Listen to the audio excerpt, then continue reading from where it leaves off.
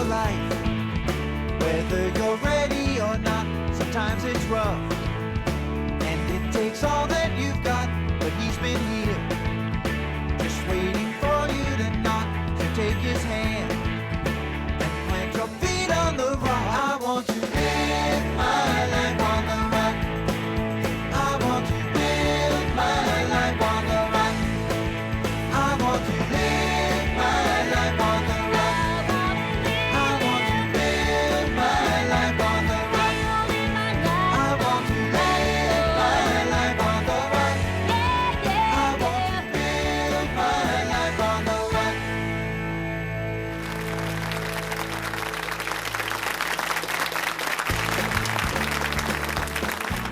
Hi, welcome to Life on the Rock. Tonight, our guest is Chris Stefanick. He's written a new book, Absolute Relativism. Chris has been on the show several times at least. Great speaker, great dynamic chastity speaker, and preaches the faith and the word out there. Excited to have him back on. He's hip. He makes Life on the Rock relevant, right? So we're thankful that he comes. Good to see you, Doug. You too, Father. You know, we just last week we had the Feast of the Assumption. Yes. And great feast in the Catholic Church, our Feast of Our Lady. And our Pope is so eloquent on this feast and on Our Lady. And I just want to read a couple quotes here that really struck me. He said that in the Assumption we see, Mary is the dawn and the splendor of the Church. We see anticipated what hopefully we're headed for, right, in the Assumption. And he says that in the Assumption, we see that in God there is space for man. God himself is the mansion with many rooms of which Jesus speaks. So God is the house of man, he says. So we have a place, we have a destiny, we have a goal that's in God himself. And he goes on to say that, from this position that Mary has in God, she can intercede for us because God is present everywhere. He's all powerful. And Mary, being in union with God in such a special way, that her intercession can be for all of us, right? It gives us great confidence that she is there. He says, Mary, completely united to God, has a heart that is so immense that the whole of creation can enter into this heart. Don't you love to think of that? Mary is without sin, assumed into heaven, and that she can take all of humanity, all of creation, we could even say, into her heart. And isn't that the role of a mother, right? That's surely the gift of motherhood, that a woman's heart is so open and special, can take the children inside that heart. I know you reflect often on your family and your wife and how precious treasure she is. Well, and yeah, I mean, just the balance at home between, mom and dad, and it's interesting when you watch most situations, a child gets hurt, they will normally go to mom for comfort. Dad's normally going to say, throw some duct tape on it, you're fine, get back out there. But mom's a little more comforting, a little more gentle, a little more tender there. So you hear a statement like that about the Blessed Mother's heart being that immense. I mean, that just gives you hope.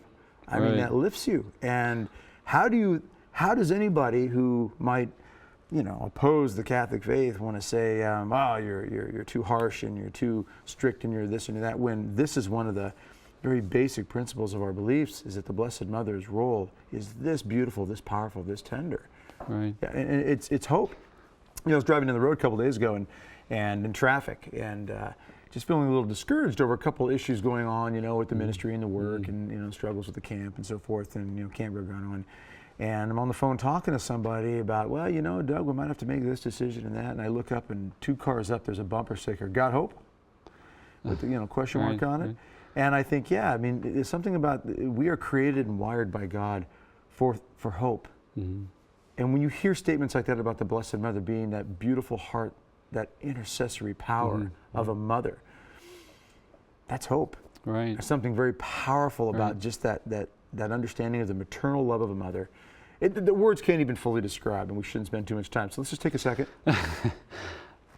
Good, there you go. No, pondering that moment of the hope of the Right. Blessed Mother in our lives. It's incredible. And I reflect on a lot recently too, is that he gives her to us to be our mother in the order of grace, our spiritual mothers.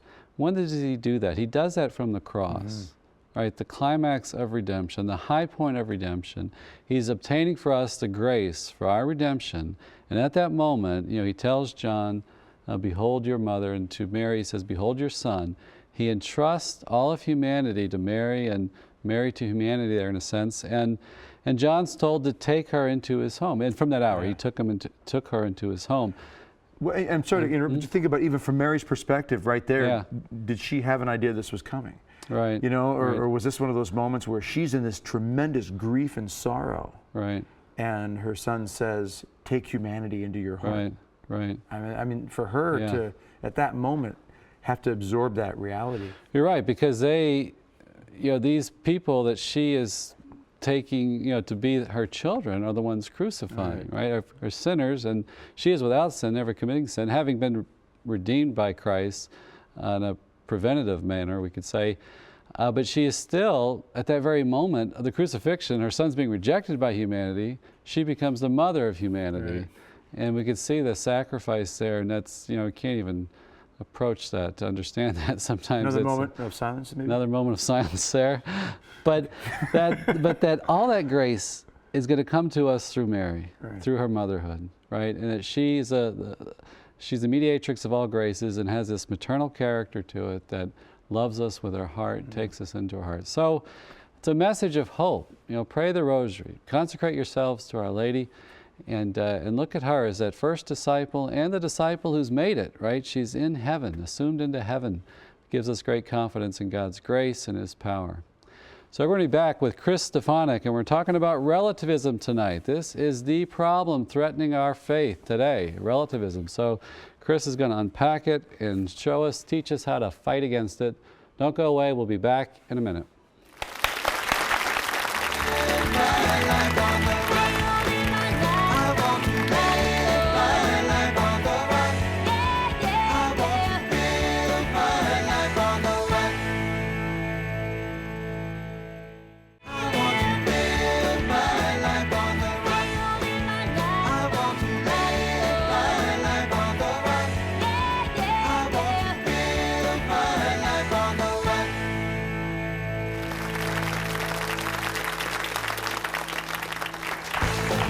Welcome back to Life on the Rock. I'm Doug Barry along with Father Mark. He's sitting over there. We're the Rock House compadres. This is the Rock House, and this is the most important show you could be watching or listening to at this time of your life, at least for now. And with us we have Chris Stefanick. Good to have you again here. Good to be here. Yeah, you're back, and you've got more gray this time. I worked hard on this gray, man. We have 6 kids now, so every one of these grays is hard earned. Yeah. And I just had our 6th 3 months ago. There you little go. Clementine Grace, and she's like the cutest little thing in existence, which is their only defense actually, because they cry a lot. And there she is right after her baptism. Yeah, she's captured my heart, man. She's beautiful. But and thank God, childbirth is easy. You just say push, kind of hang out, and I'm sorry, okay. A million viewers want to kill me now. I'm kidding. And most of the guys are saying, yeah, what's I know, what's the problem, man? It's a waiting room and everything. But you're back on the show tonight. 6 kids, and your oldest is 13, your youngest now. The dad of a teenage girl, which actually makes youth ministry a lot more effective, because I kind of know the inside of a teenage mind more than I ever have before. Maybe that's why kids are listening to me more now with the gray hairs than what they did 10 years ago. I know what you mean. My daughter's now 20. And my oldest is 20 now, and so it does change it. It changes the dynamics when you're before a group and you're saying, okay, to my kids who are now 20 on day. Oh, plus he's got gray, like you said. He gets it. Yeah, he must know something we don't. So, but we need to get into this topic because this is going to fill the whole show and then some. You've written an awesome little book here called Absolute Relativism. Yeah. And I love. First, I got to say. When I saw the size of it, I thought this is perfect. Yeah. Because it can fit in the pocket, easy enough there, right? Yeah. And it's easy to read. This is a guy's book. That's right, man. That's the goal, to write a guy's book. When it comes to a philosophical issue, if it's much longer than this, people aren't going to read it. Right. And another beautiful thing, there's little bold headings where you can see like each answer to each question, segment is like 3 paragraphs. So and it's right you'll never get exhausted reading about relativism because it just goes down easy. The only thing it lacks are illustrations of sporting events. You know? Hey, I got an illustration on the front cover, though. There you go. So that does something for us. A guy running with a football in there. That's it, man. Another beauty. It's only $3. So hey. Yeah. And I said it because as a guy who wrote a $3 booklet, you obviously didn't write that to get rich, but to move 1 million of them because the world needs to hear this message in a very serious way. Yeah, absolutely. Well, and that's a great point. Let's get right to that. Relativism, gets thrown out there, the word now and then, but I think a lot of people really don't fully understand what it means. So in a nutshell, what is relativism? Okay, relativism is the philosophy, if you can call it a philosophy, that there's no truth. That truth is just relative to what you believe or what I believe. So we kind of each make up our own truth, but there's no objective truth outside of our minds. To where I could appeal to that truth and say, hey, I'm actually right and you're wrong, right? Because you make up your own truth, I make up mine. So it's relative. Now, most people, unless they have very serious problems, aren't relativists when it comes to math. Sure. Or science or anything scientifically verifiable. No one's going to say, 2 plus 2 is 4 for me. But if it's 5 for you, man, I'm not going to impose my 4 on top of your 5. I mean, that would be like, I'd be a bigot to do that. And I'd be like an intolerant, mean jerk to do something like that, right? But they do that with everything else. Everything not scientifically verifiable. And you got, in that category falls faith, morals, and any questions about the meaning of life. All that stuff becomes, well, you just make it up for yourself. So people say phrases like, Jesus is God for me. He's Vishnu for someone else. They don't just mean, I think he's God. What they literally mean is, it's for me, he's God. But not really out there. Or people say like you can't impose your morality on somebody else. They use that argument with abortion and all that stuff like that. So the math issue, very interesting if you pulled the relative thing into dealing with the bank and your car payment. You can see that at the grocery store, in fact. That's right. When they're counting change back, no, wait a minute, you owe me this. No. To us, our change back to you is going to be this. That's right. And we would have chaos and mayhem. Yeah, it wouldn't work. Relativism on driving down the road. There's a certain absolute truth to what side of the road you need to be on, right? The exactly. Uniformity. But you're right. I mean, issues of salvation, eternal life. Why is that something that we decide to make more relative than things that aren't nearly as important? Yeah, in short, all the most important things. Okay, 2 plus 2 is 4 is pretty important. Okay, we got to get that kind of thing straight, right? Right. Okay, good. But when it comes to like the meaning of life, there's nothing more important than knowing those things with some level of surety. And all that's been just delegated to the make it up for yourself area of thinking. So people try to make up their own meanings to life, right? Or I saw a bumper sticker that said "Volleyball is life," and okay, no, it's not. Right? So I'm in Colorado. I saw an "I bleed orange and blue." Right? Okay, Broncos are great, but if you bleed orange and blue, you might want to get that checked out at the doctor's office as soon as possible. Sounds like a viral problem. That's right. That's right. So people left to make up their own meanings to life end up trying to insert like every random thing in there, or they literally live for their boyfriend or girlfriend, right? Like, you complete me. Like, that's what life's about. Little girls in 6th grade start getting ulcers because they have to have a boyfriend, right? Girls, you don't have to have a boyfriend. Can you say amen? Okay, good. It's okay. It's okay. Why do you use the word dictatorship? You say a dictatorship of relativism. Pope Benedict XVI used that word, the dictatorship of relativism. He actually also called relativism the greatest problem of our time. Because it does reign supreme. 93% of teenagers, of high school teenagers, don't believe in an absolute truth. Let that sink in for a second. It's a little depressing. We always have hope in Jesus Christ, but 93% don't believe in absolute truth. I don't know what the numbers are with adults, but yeah, it does reign supreme. People think that if you dare to claim that you know the truth about who God is or how you're supposed to live, that you're intolerant. Pope Benedict XVI also said that in the name of tolerance is being abolished. Right. Whoa. See, because there's no tolerance for you if you claim to actually know the truth. So it's the greatest problem of our time. And that's a huge statement because there's a lot of big problems in our time. Well, and you can see that where relativism, obviously is used to a great degree in justifying abortion because the dignity of life has become relative. That's right. Life is only valuable if the mother wants to have the life be born from her womb, and if not, then it's not important. It can be done away with. Marriage is another issue. So I can see where a lot of the teens in schools are dealing with, I mean, we all are now. I mean, where gay marriage is becoming more widely, forced upon us and such, and this is becoming a huge problem. Do you think some of the relativist ideas that teens have might be due in some part to fear that if they do actually form and appreciate a truth to stand on, that they're going to be lambasted by their friends, by the people they walk the halls with? Yeah, and if they claim to know the truth, they will be lambasted by their friends. That's the big block to arriving at truth for young people nowadays, and for a lot of adults. We can make a case for why relativism is wrong, why it doesn't work as a philosophy, why it doesn't work in real life. All right, and we'll do that. But it doesn't matter if people see the reality of why it's wrong. If they're under the impression that believing in truth, that's saying 2 + 2 is 4, and if you say it's 5, you're wrong. And Jesus Christ is the Son of God, and if you say He's not, you're wrong. And marriage has a definition, and if you disagree, you're wrong. If people think saying those things is going to get you labeled as like a crazy, a Nazi, like who wants to be that? Who wants to be mean? Who wants to be a jerk? All right. Right? So people don't even entertain the fact that relativism might not be true. That's a good point. Right? Because they're afraid of what that will mean for them. Yeah. Chick-fil-A. This comes to mind. I mean, it was a line in the sand to kind of ask people, what side do you stand on when it comes to traditional marriage? Yeah. And if you speak out against it, you're homophobe or you're intolerant, or you have no compassion in you whatsoever.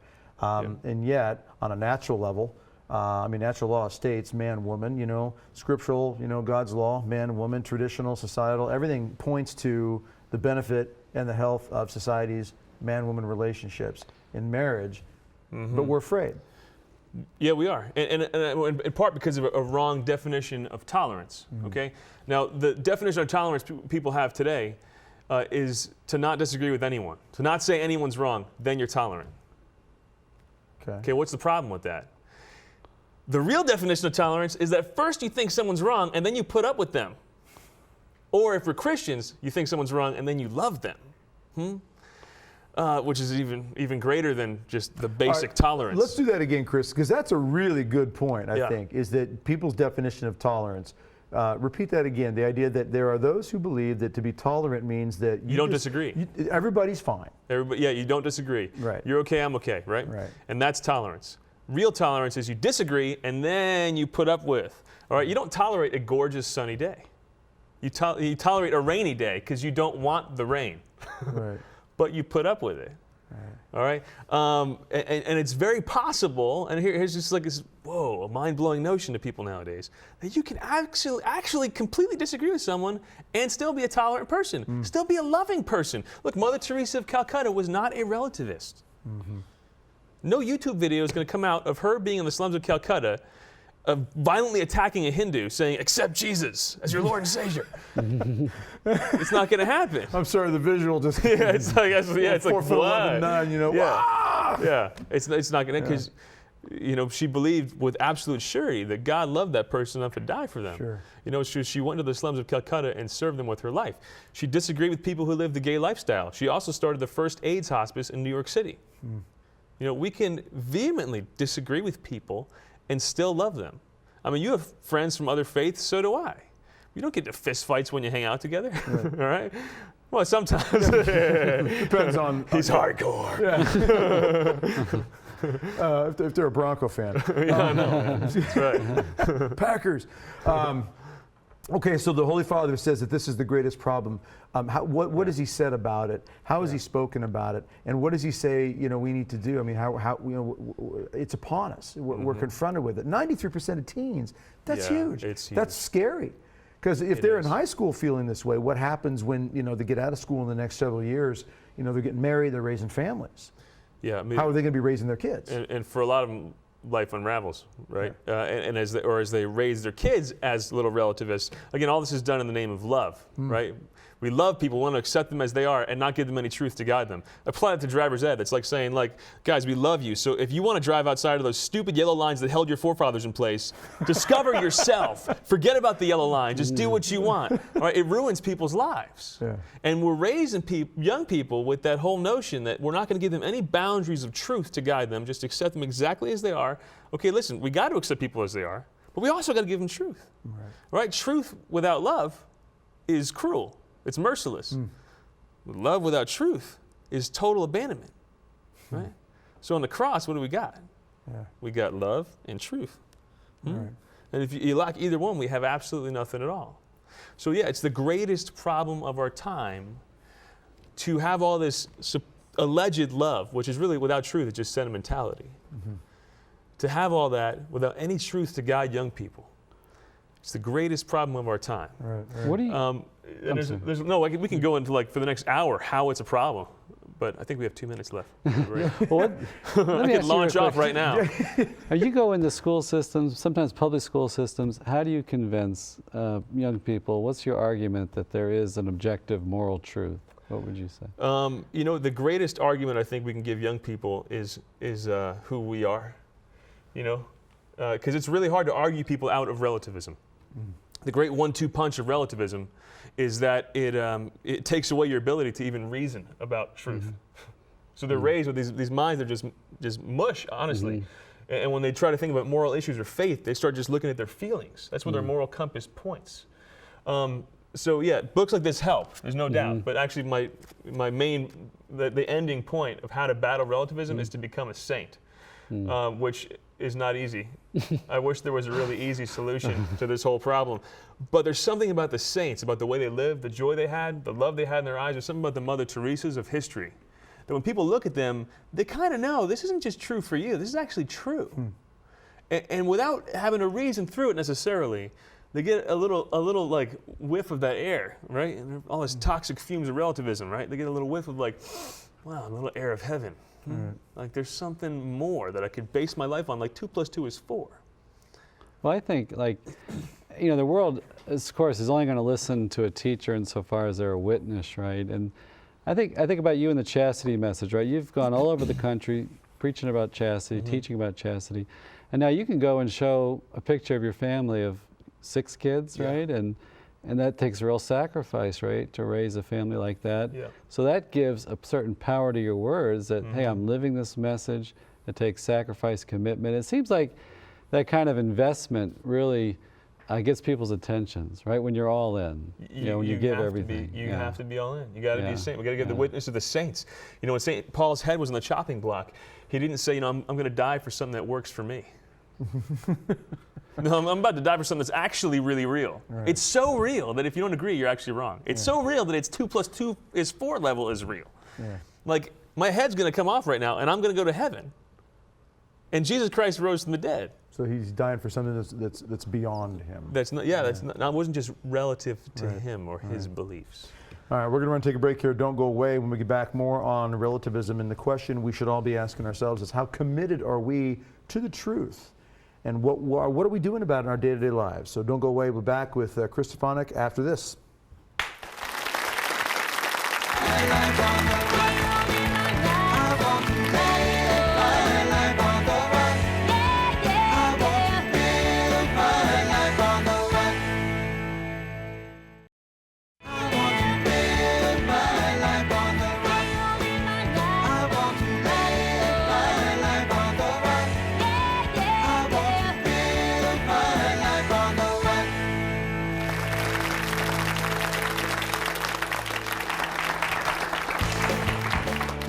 Welcome back to Life on the Rock, ladies and gentlemen, and boys and girls and people of all nations, because we are seen all over the world by the grace of God.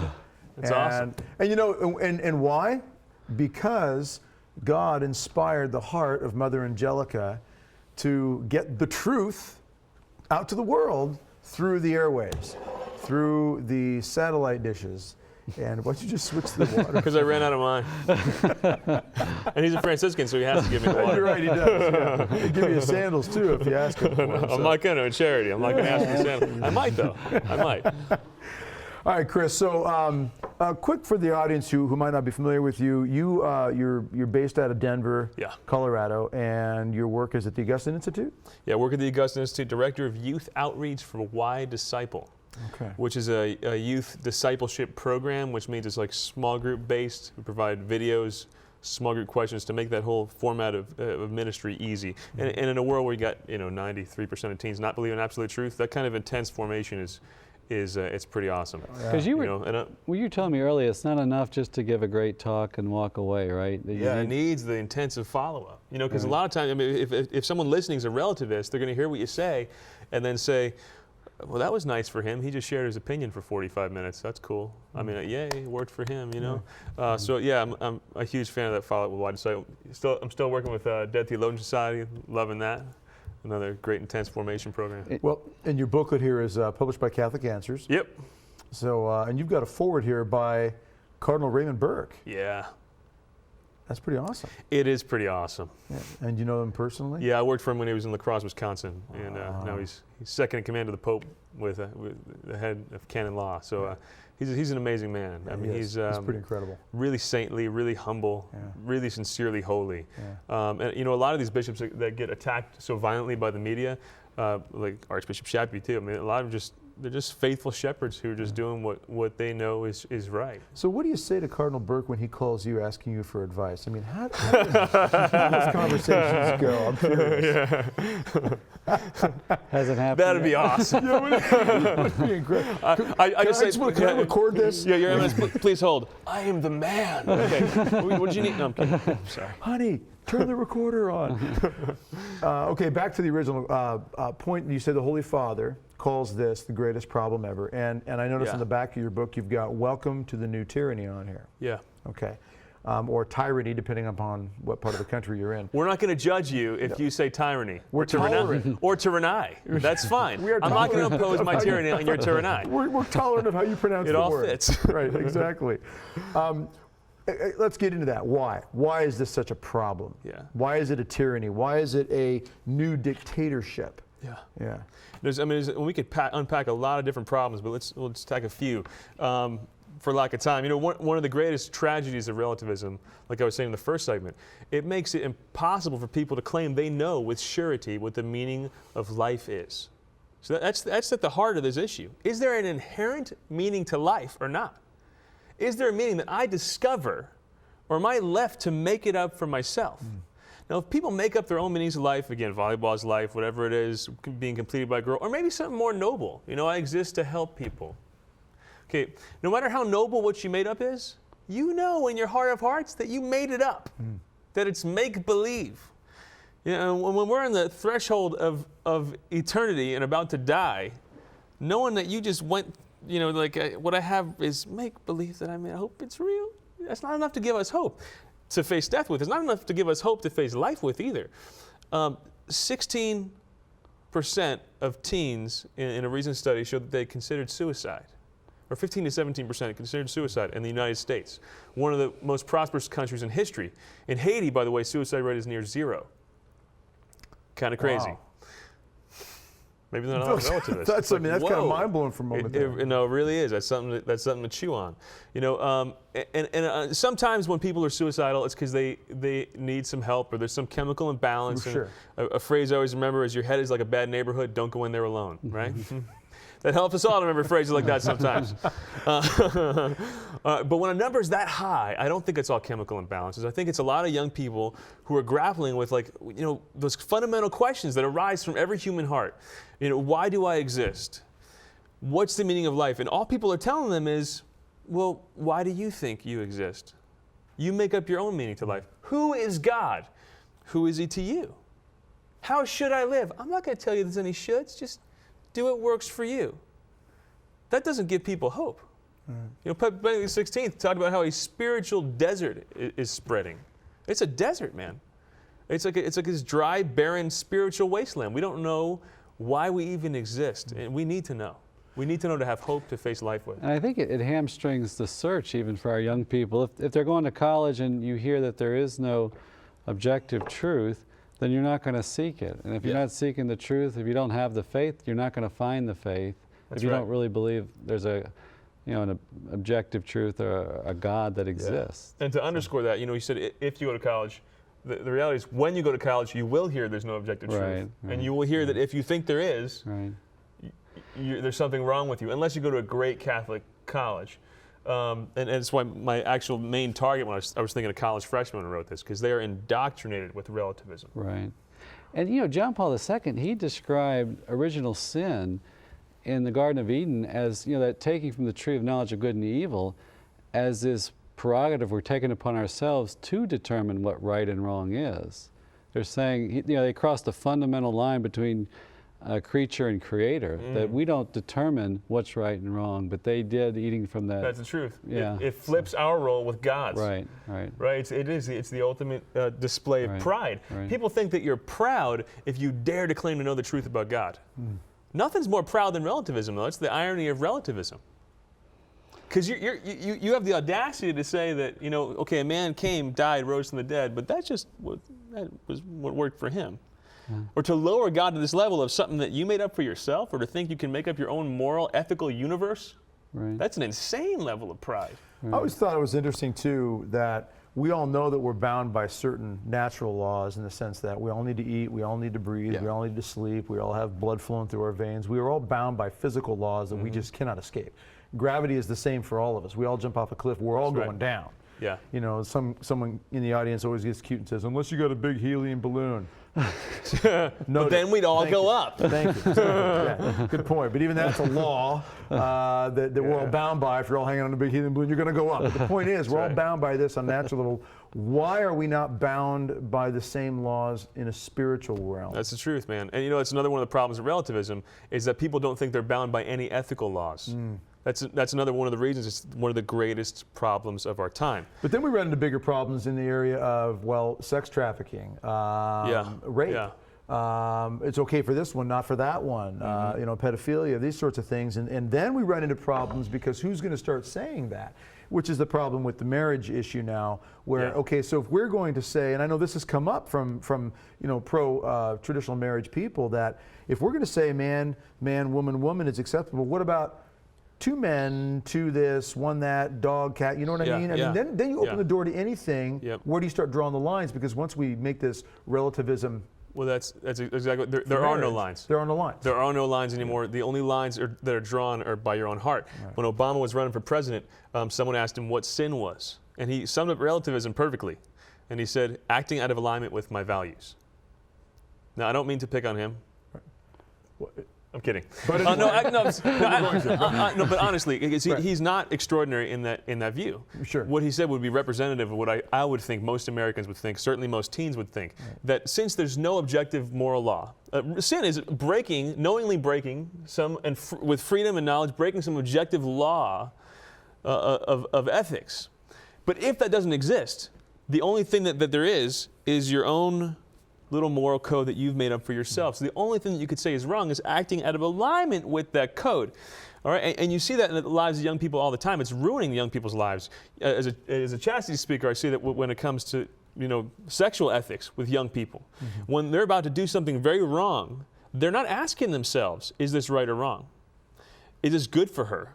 Is this good for me? Is this what God wants? You know what they're asking themselves? Do I feel ready? I can answer that question for you if you've been through puberty. Biologically, you probably do. Sure. But that doesn't justify an action. You go to prison and talk to any hardened prisoner in there. Did what they do, was that in alignment with the values they had at the time? Did it feel good? And they're going to say, heck yeah, but it ruined my life, and here I am in prison. All right, so one of the greatest problems of our time, people's ethical lives are veering off cliffs because they don't have truth to guide it anymore. When you don't have truth to guide it, what do? You have the golden rule of Satanism, which is do as you will, which is ultimately the golden rule of relativism too. Which a lot of people don't know is the first commandment of the Satanic Bible. That's exactly right. Thy own will be done. Whatever you want. Yeah, it's not worshiping the devil, it's imitating him and saying, I'll make my own rules. And ultimately, it just becomes a power struggle. Then might makes right. If there's no objective morality about human dignity, then I can enslave this people, imprison this people, or kill this group. You have genocides or whatever. You see it in abortion. Right. You know, if 51% of Americans in a Gallup poll oppose abortion, or said they don't think it's right, as opposed to 42% who are for it. That's a big margin. But most Americans are relativists, which means that even if they think an act is murder, even then, they won't say you shouldn't do it. Right. And when you look at that, I mean, that should disturb even people who are pro-abortion. So that's a disturbing way to build a society. And we hear that with politicians a lot, saying, well, personally I'm opposed to this. However, that's right. You know, I'm not going to impose my beliefs on the nation. And what happens is survival of the fittest. Might makes right. I'm bigger than you, you're in my way. Yeah. There it is. Or we've voted that your life is subordinate to another life.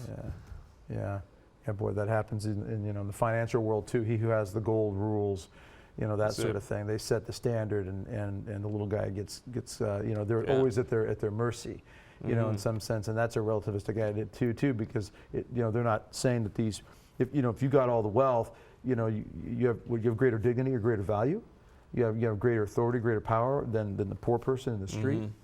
Something very wrong about that. So we're going to run to another break here. This is going far too fast. It is. So we're going to make this a 2-hour show. We've decided a 2-hour show tonight. Good. Yeah, people in the booth are thinking, no, we're not. No, you're not. Okay, don't go away. We're back after this break with more of Chris Stefanick discussing the tyranny, the new dictatorship of relativism. Back after this.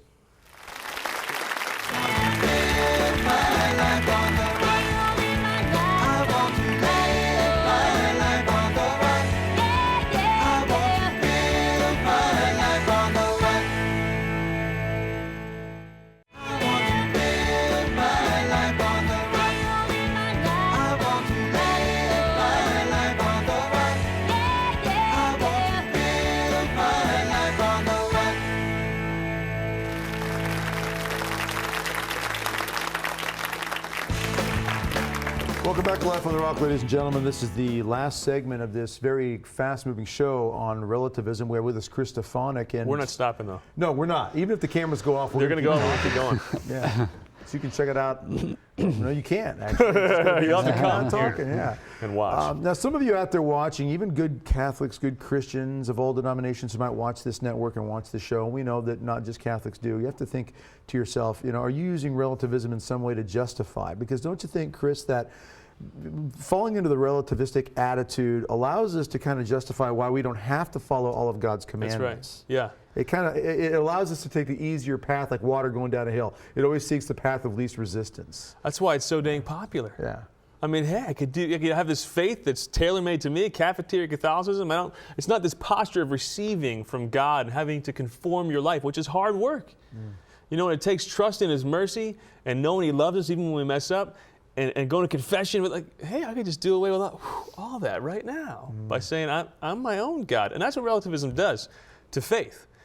It completely transforms it and makes you God, because you're the one who's created God. So you can fashion Him in your image and likeness, however you want to see Him.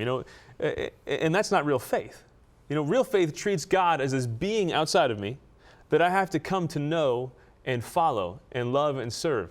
Right? And that I hope to be with forever in the next life. Relativism would reduce that real being to just this projection from my mind. That's not faith. It could look like faith on the outside. Kids who are relativists are going through the same motions their great-grandparents went through, getting their confirmation, getting their sacraments, but on the inside, totally different story. Have you ever seen the Thing, right? The sci-fi movie, right? Like this alien comes and takes over. It looks like Doug Barry, but then you hit him with a blowtorch. It's not Doug Barry anymore. But no, don't hit teens with blowtorches. But or Doug Barry. Don't hit Doug Barry with a blowtorch. Or Doug Barry. But that's what's happening. It looks the same on the outside, but on the inside, it's radically different than actual faith. And it's more like idolatry. Idolatry is when you carve your own God. And then you say, here's my God. I'm going to worship that. And for a lot of teens, what they're calling Christianity is actually at its heart an idolatry approach to God, to faith. That reminds me of the sin of the golden calf. I think Ratzinger pointed out in his book that it was a violation of the prohibition against images, and that they were making an image of God that God had not revealed Himself as. And that is our temptation, the liturgy today and everything, just to kind of change it the way we want it and make it a product of ourselves. That's it. Yeah.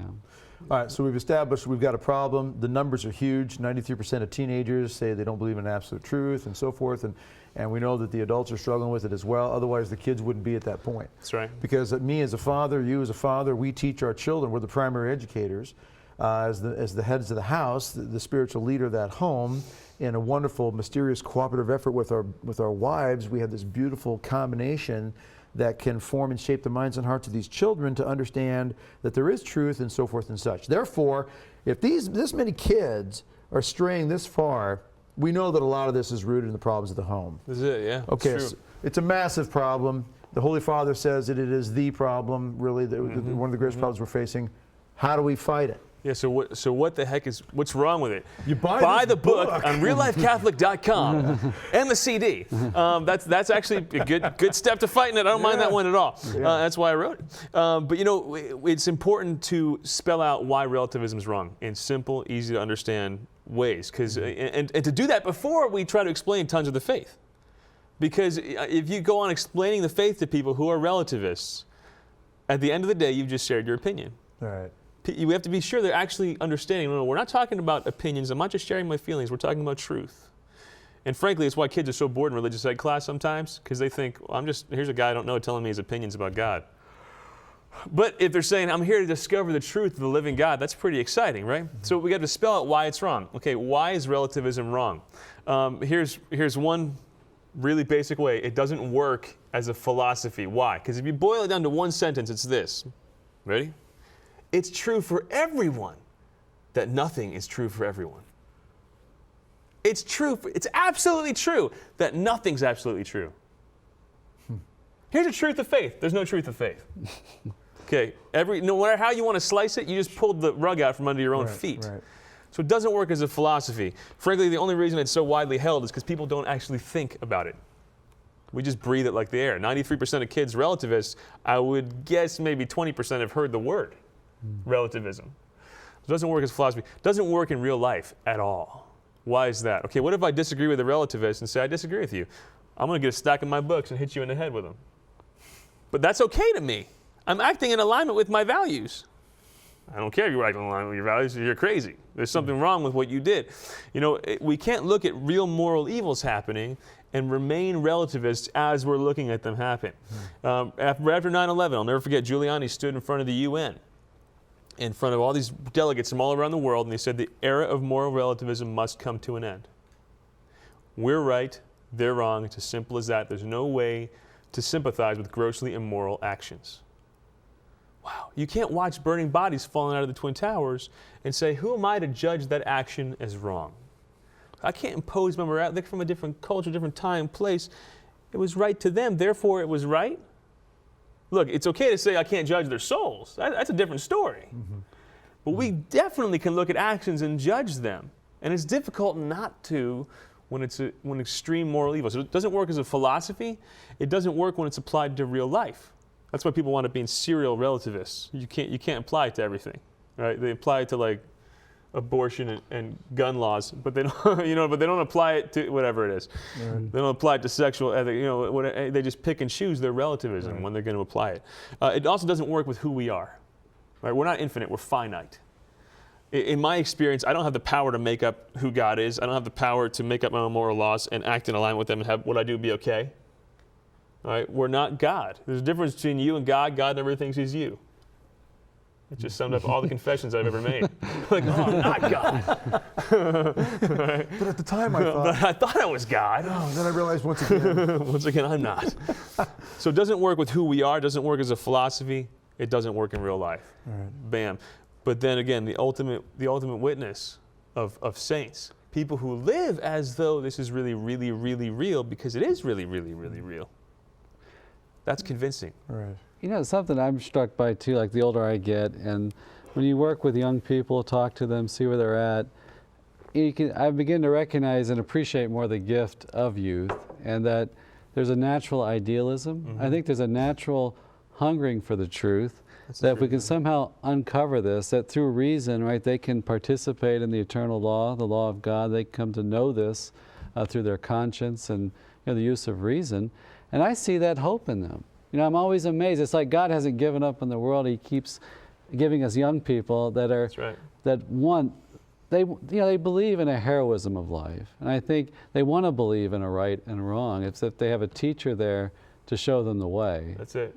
But I was amazed, just you even find, kids maybe in a very secular school or whatever, and they find this real faith in God, and they want to give their life to something meaningful, something great. I think we can tap into that and help to use that gift they have to lead them to true faith. It blows me away when they hear truth. They know. Wow, it's like a tuning fork. Like, wow, right. Something's resonating with what's already inside of me here, and that's why relativism will not win.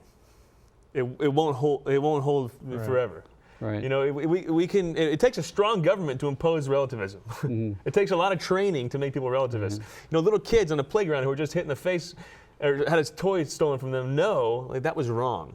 Right. It's natural to not be a relativist.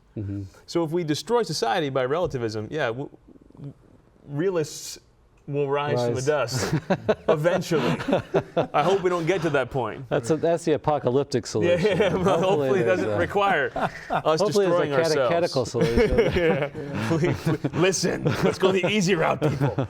Now, Chris, why is it important? I mean, let's just get to it. We get just 7 minutes left here. So why is it important that we know truth? I mean, what is the big deal? Because there are a lot of people out there who would say, well, even you are talking about this. Okay, maybe he's right, but I don't get it. Who really I don't cares? care.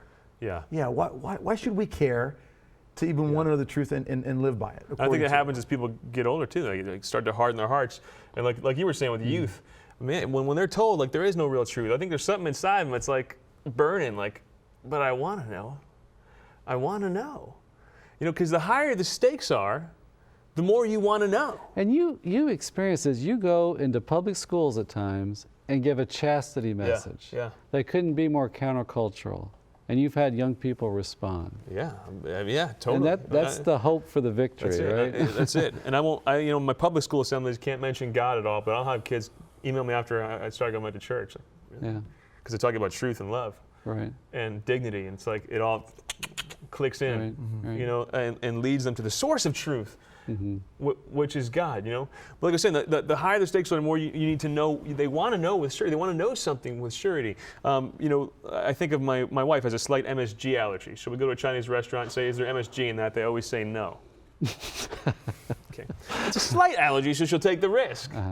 Or if she would go into anaphylactic shock and die, I would say, okay, you said no, but I want to see the ingredients. Every time you raise up the stakes, you want to do more to be sure. Right. The same is true with these questions. What happens when I die? What's the meaning of life? Who's God? What am I worth? What am I on this planet for? Suffering. Yeah, how do I deal with suffering? Does life matter when I suffer? These are heavy questions. Or even beauty. I talked to a guy who studied art appreciation. That led him into the faith because he became to see that there was objective rules for a beautiful painting. That they followed a certain form or whatever, and it led him to renew his Catholic faith. Praise God. My wife had her converting moment on a beach at Kauai at 2 in.the morning, and looked around and saw the beauty around her, and wanted to say thank you, but thought, who am I thanking? All the moral relativists out there. They didn't make this. No, that's it. It all just comes crashing down in the face of truth, beauty, and goodness. Yeah. Isn't that the truth? Yeah. Isn't it beautiful? It's so good. Sorry. We got a few minutes left, Chris. What do you tell the world, the gazillions and gazillions of people watching from the Pacific Rim to Ireland and online in Saudi Arabia? What do you tell them about? Look, sometimes where do we go from here? Yeah, sometimes we look at the fact that there's so many views. How do I know which one? Look, the fact that there's so many views doesn't excuse us from finding the one that's right. Right. There are compelling reasons to know why Christianity is correct. That we have this man who claimed divinity, who died, who rose, eyewitnesses who died for what they saw, not just for an idea, but died for what they saw. That would hold up in court. We have all these reasons, but we need surety to have hope in life. How do you get it? Not just by the reasons. The reasons are important. The same with someone who's dating. You better have rational approach to dating and say, should this be the person I marry? But there comes a point at which someone has to say, okay, I've gotten all these reasons straight. I'm going to man up, and here's the ring. Will you marry me? And the same is true with faith. We arrive at surety, the kind that gives our life the hope that the saints had when they faced death. yeah, we got to study, we got to do the work and stuff like that. But there comes a point at which we say, the will moves the intellect and says, I do believe. I do. And that's the moment that hope is born in our lives. When Jesus Christ is the Son of God, when God loves me, when there is a heaven, when that becomes as sure as 2 + 2 is 4. And there's a reason to hope when you face death, and there's a reason to hope when you get up in the morning and brush your teeth. And you didn't just make it up for yourself. And that's a beautiful message. That's the gospel. And that's what we're wired for. We're created for that. Yep. It's like you're getting a cool drink of water on a really hot day. It just hits the spot. That's right. And you realize this is it. This is what it's about. It's simple, but it's profound. That's it. And it affects everything inside and out. And what the world is offering is so empty and shallow by comparison. I don't know, maybe 60, maybe in the 60s, whatever, they at least pretended to offer some alternative Christianity that was of meaning. And now it's like, what do you got now? Yeah. Like some lame version of diversity that actually destroys all diversity, because I don't see a menorah and a Christmas tree and all. I see nothing. Right. That's what you got. So I guess one way this whole relativist revolution works to our advantage is that what we say actually might seem more profound to people, because they'll realize, like, well, there's absolutely nothing out there that's competing with this. It's true. This is what actually has credibility to.